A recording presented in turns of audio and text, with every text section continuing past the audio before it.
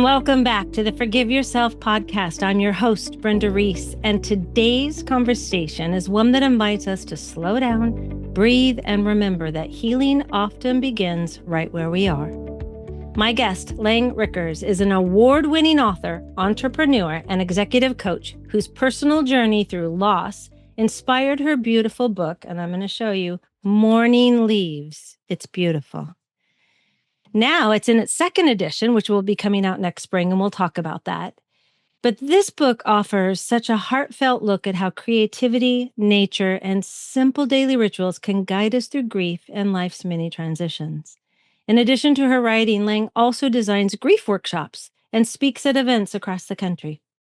She brings a unique blend of professional experience and deep empathy.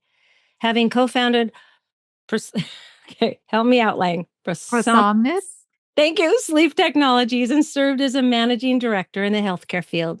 She also continues to give back through her work on the board of directors for Feeding San Diego.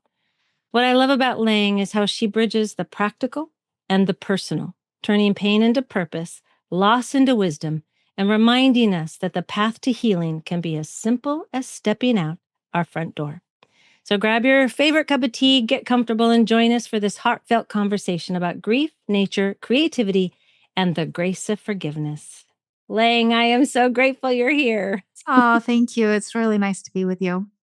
Yes. I was really touched about how Morning Leaves came to be, not just as a book, but as that living process of healing. Can you take us back to that season of your life and share what those early walks look like for you? Sure. So, as a little bit of background, I lost my younger sister in December of 2019. And it was a very sudden, unexpected loss. She was only 46. And then, of course, right after that, we all went into lockdown. And so the sort of double whammy of grieving and then the isolation and the fear that we all experienced during COVID. Yeah. And I was really at a loss for what to do. I really needed some help. I was fortunate. I had a really great grief counselor. So she was very helpful and really helped me get through some of those sort of early dark days. But one of the things that I really found most helpful to me was to go outside and walk. And my husband would usually accompany me. And it was really important to me in terms of both the light, the beauty. I live in Southern California and happen to be in a particularly beautiful area that it was blooming much of the year, and we had vistas of the mountains and the ocean and different things. But also to be on foot was so unusual because usually in Southern California you're in a car, and so that getting outside, the sort of metabolism of the energy that I was experiencing was really important in that movement. And then just the connection with nature and, the sort of revitalization that you see with everything around you and being close to it on foot uh, was really meaningful to me and very helpful in terms of starting to move through the grief. Yeah. Did it awaken when you were taking those walks? What kind of came up for you? Did it awaken anything that had not been awakened before? Were you looking at things differently? How did that show up for you? Yeah, I definitely did. I think, as I mentioned, the being on foot, I'd lived where I lived, I'd been in the same home at that point for 10 years or so, Yeah. but really hadn't had the opportunity to walk because so many of the roads are so fast with cars moving typically. And to see your environment differently being on foot and at being quiet and those really electric blue skies. I don't know if you remember, when there was no pollution and Yes.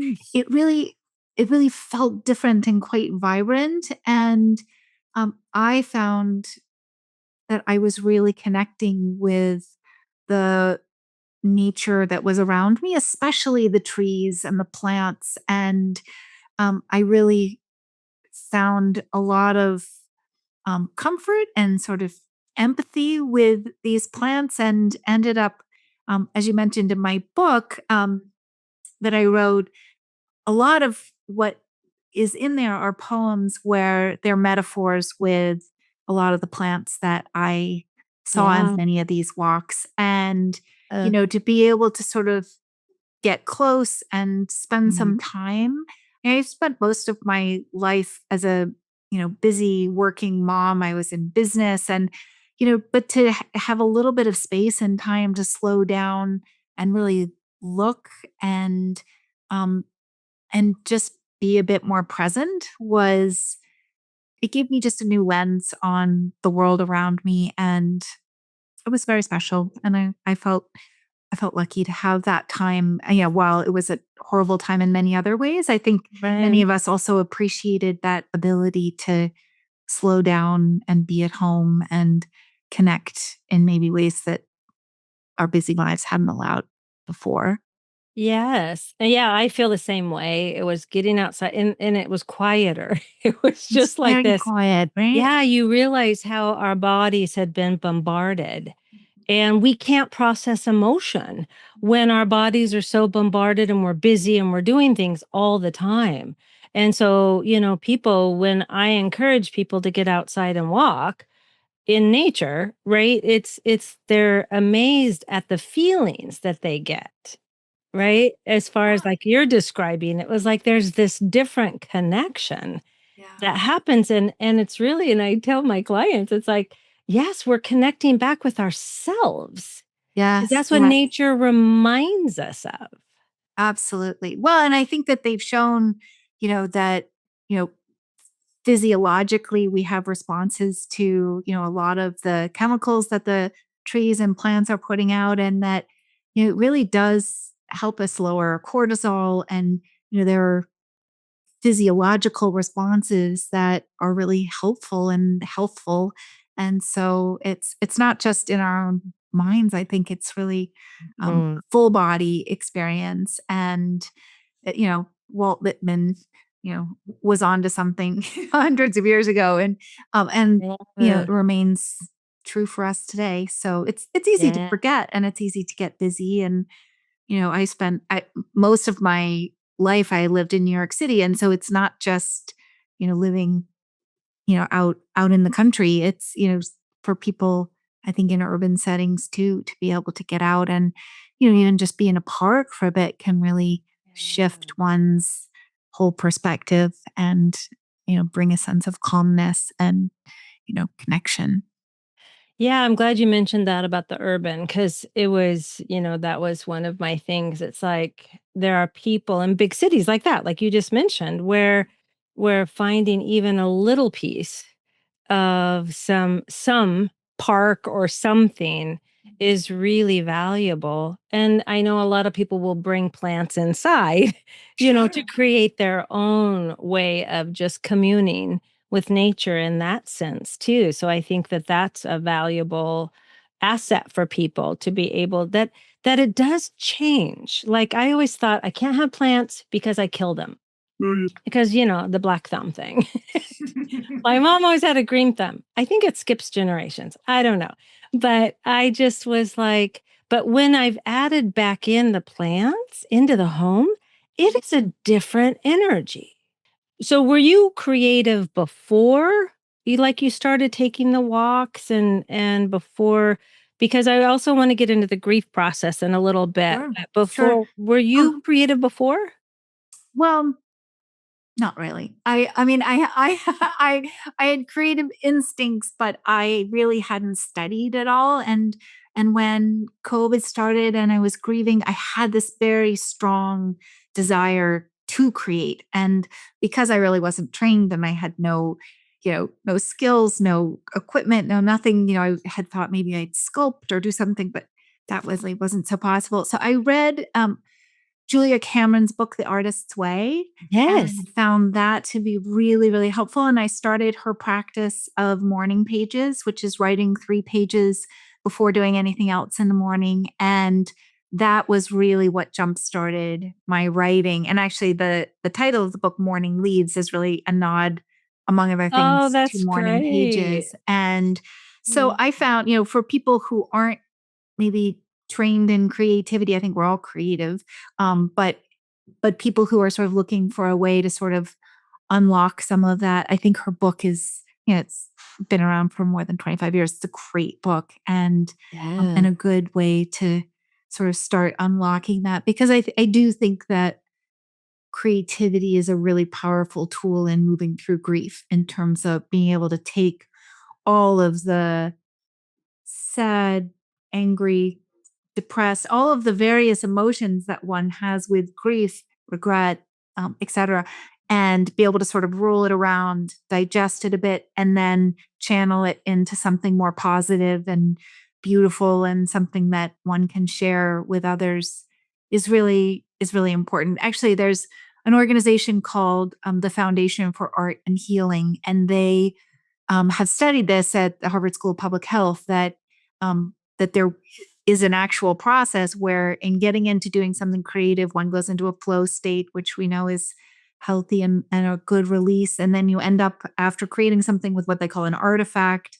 And then in having the artifact, you can share it with other people and the connection that you have in and the dialogue and the sort of shared understanding of the artifact is all part of the loop of healing that's really important Mm. and really validated. So I didn't know that before I had gotten started, but nice to know that the science backs up my own lived experience in that. Absolutely. And I love that, because they talk a lot about writing, especially handwriting, and how it connects the brain and the certain parts of the brain to our body. And it helps us process, because that's a huge part of the forgiveness work that I do Yeah. and just work in general. Morning pages would have been fantastic, to be able to do that. And did you kind of make it one of your daily rituals I about did. writing? Yeah. I would get up and before I do anything else, before I'd even say good morning to my husband, I get up and write the 3 pages. And in my case, it ended up being poetry that I was writing. I didn't That's anticipate interesting. that. I didn't, and it wasn't always, but it often was. And so that was a very important part of my morning practice. And then I'd write and then we go and walk. And so it's a nice combination. Did you just write like, did something flow through you? How was it when you started to write? Was it Mhm. hard to write? Because I know some people really have a challenge. They hear the word writing because they go journaling, not gonna do it. Right.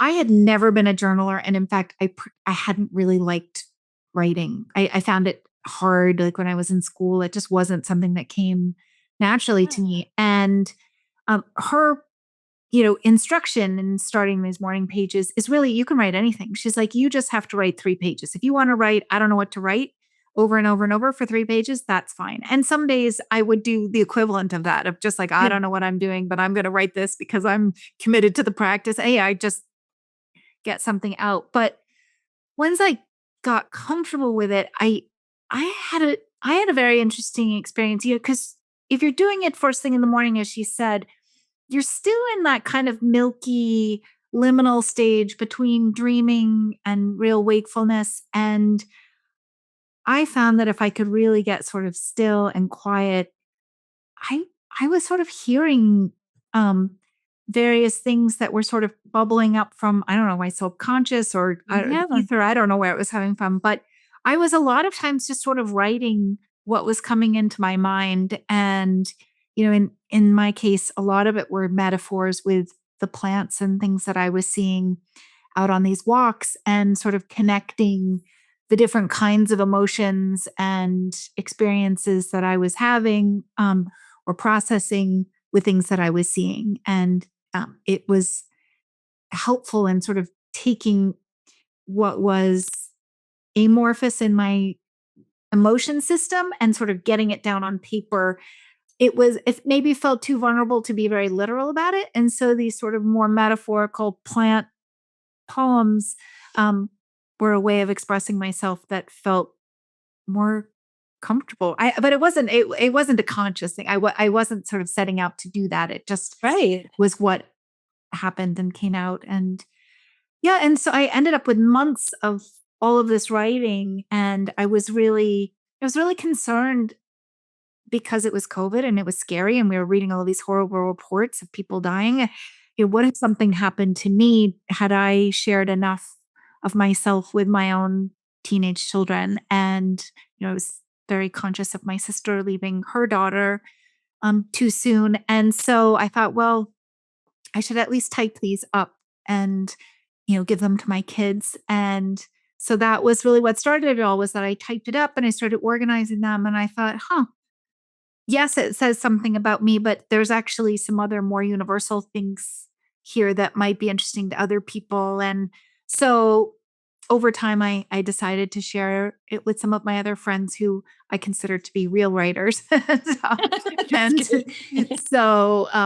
so that was really where the idea of a book came from. But I did a lot of the writing before I had even considered that that was a possibility. So I like this. And I like it because it's, I'm going to call it kind of simple.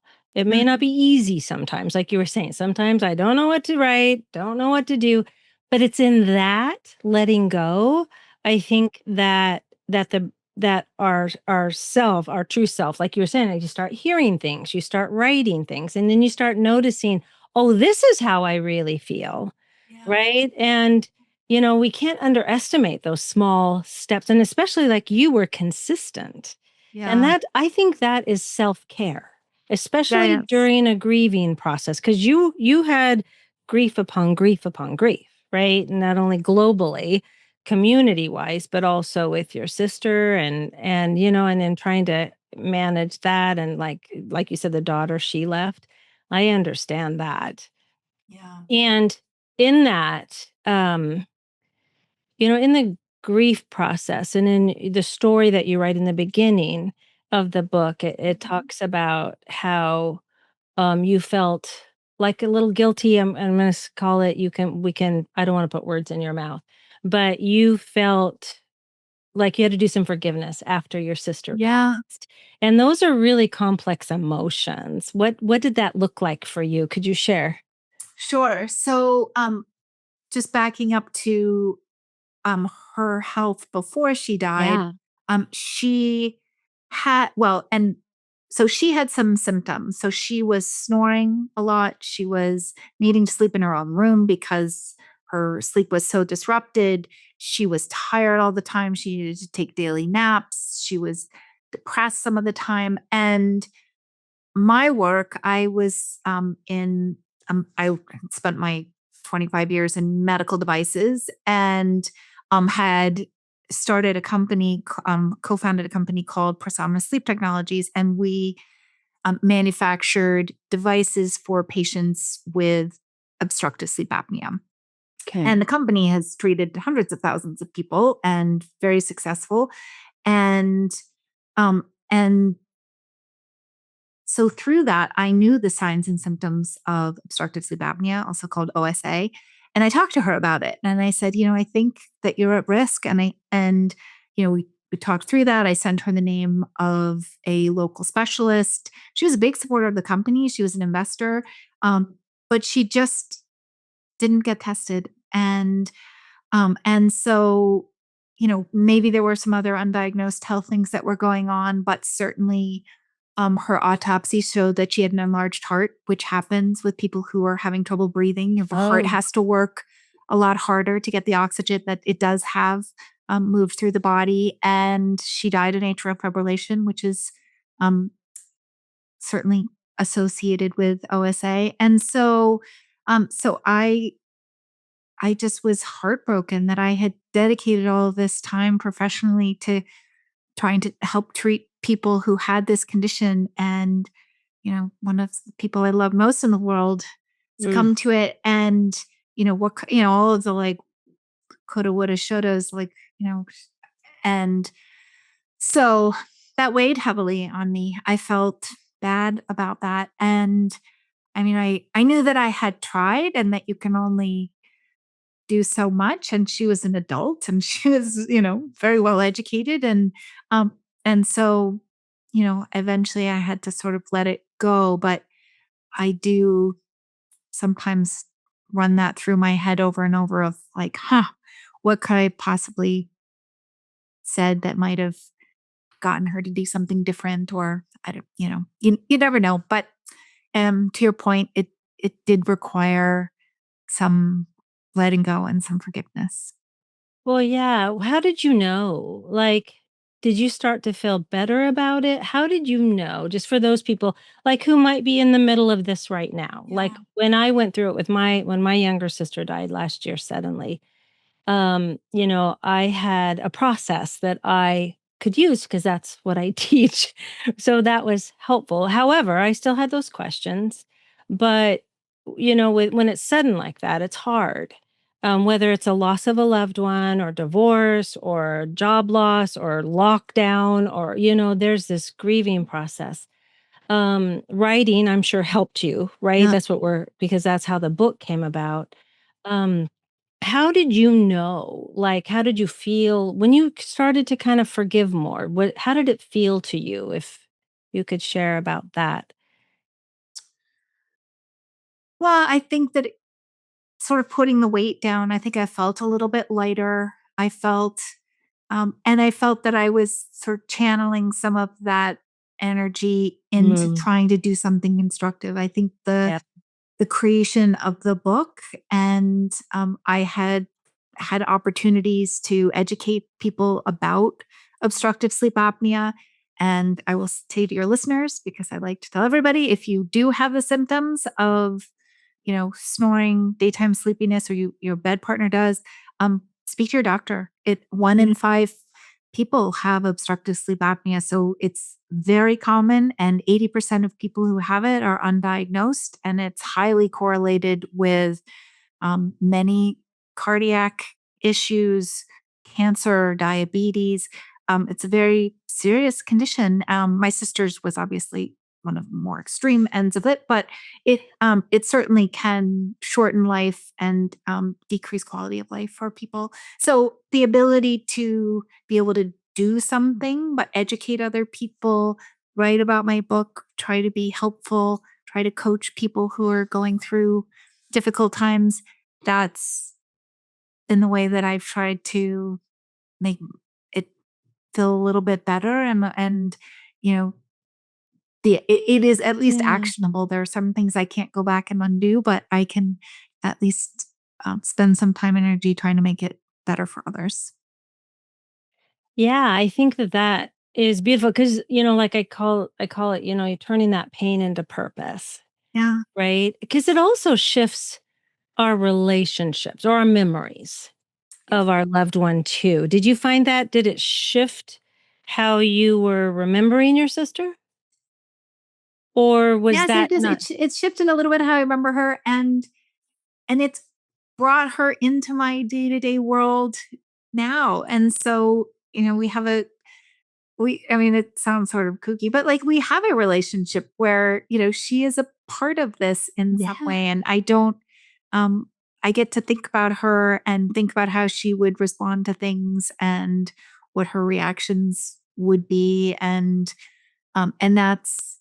it's a way of sort of keeping her alive in my own life. Uh, Oh my god, absolutely. I could so see that. That would be it's like she's right there with you, just not physically, right? Yeah. Just not Yeah. Her spirit physically. is Y certainly around.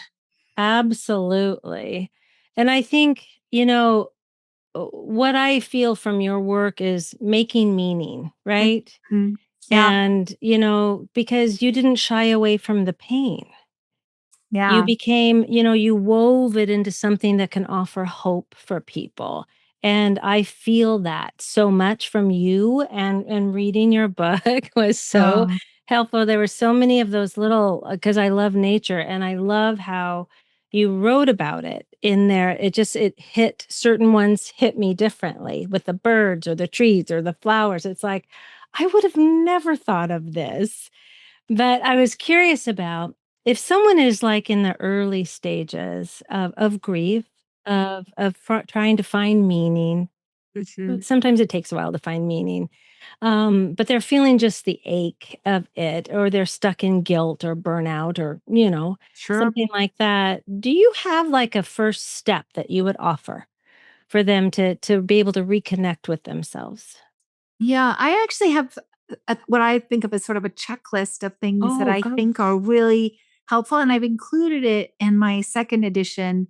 And I'll just run through it quickly. They're Yes, basic, please. but I think that they're really helpful, and I still Yeah, use them every day when I feel a little bit off. So it's I'll say it a couple of times just because it's a please. few things. So sleep, eat, steep, walk it, talk it, write it, and pay it forward. So sleep, I think all of us do better when we've got good sleep. I think we know that. We learned that from our moms. Like but it's easy to forget, and it can be really hard to sleep when we're going through something challenging, but to prioritize that and recognize that if we're not feeling good, it can be sometimes just simply because we're not rested, and everything's a bit more difficult when we're not rested. Eating well. So certainly putting nutritious things into our body, not allowing grief or distress to become an excuse to eat the cookies or the ice cream, or have too much wine, or taking other kinds of um, things that might dull our senses. I like to say that the quickest way, the quickest or the shortest distance between 2 points is a straight line. And, Yeah. if we're drinking or doing other kinds of things that dull our senses, we're making that line longer, and it just is harder to get to the other side. So I think I'm not, puritanical on these things, but I do think it is helpful It's to helpful. care for the body. Steep in my world is either a meditation or leaning into a spiritual practice. And I think it's really important to remember that. And, if it's prayer or whatever it is in one's Yeah. case, I think that that's important to lean into. So eat, sleep, steep, and then walk it. We've talked about the importance of walking and being Yes. outdoors and modal, moving the energy. Talk it. I think finding someone, I was lucky to have a grief counselor, someone like that, or, a therapist, or even just a wise friend who can Yes. provide perspective and listen. So talk it or walk it, talk it, write it. We've talked about the importance of doing something creative, and then pay it forward. So I find, and this is sort of maybe the final step really, but it's the getting outside of yourself and the finding meaning and purpose. And, when we do something to help someone else, we really become aware of our own compassion and our own strength and our own ability to give. And I think that sometimes when we're feeling less than whole, to be reminded that we are maybe more than just our losses is really important. Oh my gosh, those are beautiful. And I love the steep because I'm like, I get that. Right? Being able to just like quiet ourselves through the fire, right? Even through the Yeah. heat, right? Just finally quiet ourselves. And it's true. The one thing that I found as a grief educator too for myself, because I did that through my process of grief, was grief needs a witness. And I'm so glad you found a good grief counselor because it makes I did that too. I needed that also for me and my husband with dementia. And then that carried over with my sister. So that's so brilliant. I love this checklist. Oh, yeah. Well, and I find that just when I get off kilter, if I go back through the list, almost always there's something that could use a little adjustment, or gosh, I wasn't doing that quite as well as I know that I ought to be. And Yeah. it really does help just to get realigned and feel more resilient. Well, it helps us too because our brain likes some structure, right? So our brain likes that. And it also gives us for those because like I'm sure you felt when you're kind of overcome with the emotion, you don't know where to go. So that's why I think a lot of people turn to other substances or taking things that just to try to distract Yeah. instead of be with. And this Mhm. checklists helps you kind of go, am I eating? Am I sleeping? Oh, I need to call my friend, Yeah. right? Or, Yeah. let me go for a walk. Maybe that will help. and let me, see. Lang said, she talked about the trees. So let me go look and see what she found in the trees. Right? I mean, that could be super helpful for people. So thank you. I really appreciate that. Well, glad you find it Yes. helpful. Oh my gosh, our time has gone so fast. Lang, thank you for sharing your heart and your Oh, honesty and grace. Your story reminds us that healing doesn't always happen in big dramatic moments. It can happen in the quiet rhythm, right, of our daily lives, one step, one breath, or one walk at a time. I want to share with people if you'd like to learn more about Lang and her beautiful book, Morning Leaves, because I also want to say something about this. And the second edition, we're going to have those in the show notes, along with this link to pre order, right? So we can pre order your second edition now. absolutely. So you said that in the second edition, you're going to have this checklist. Is there any other differences in the second edition you'd like to share? Sure. So the first edition is called Morning Leaves: Reflections on Loss, Grief, and Connection. The second edition is called Morning Leaves: Cultivating a Life of Beauty, Meaning, and Joy. I love that. And that's really reflective of my journey of sort of moving from grief to learning how to actively choose and work for joy, and the checklist is part of that. And so the second book has about 20 more pages. It has new art. It has an additional poem, and so it's just a little bit. It has everything that the first edition has, and a little bit more. And Yes. so I'm looking forward to sharing with people. I'm very excited. It comes out in March. Yes. Oh, I'm excited too because I have really found, again, I'm just going to say the artwork is beautiful. Oh, I mean, it's like it Kelly, the is. artist, is Oh so my gosh. talented.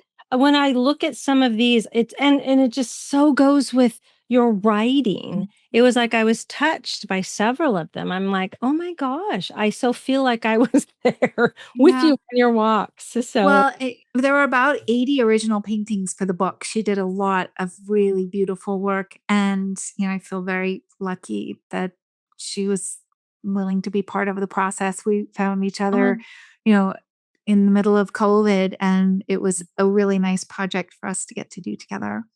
Oh, I absolutely love this. And I think for you listening, I think that you're going to like it too. So check it out. And if today's conversation moves something in you, take a moment and just be gentle with yourself. Maybe step outside, notice the sky, feel your feet on the ground. And remember, forgiveness, like healing, often begins right where you are. Until next time, take care of your heart and keep coming back home to yourself. Thank you, Lang.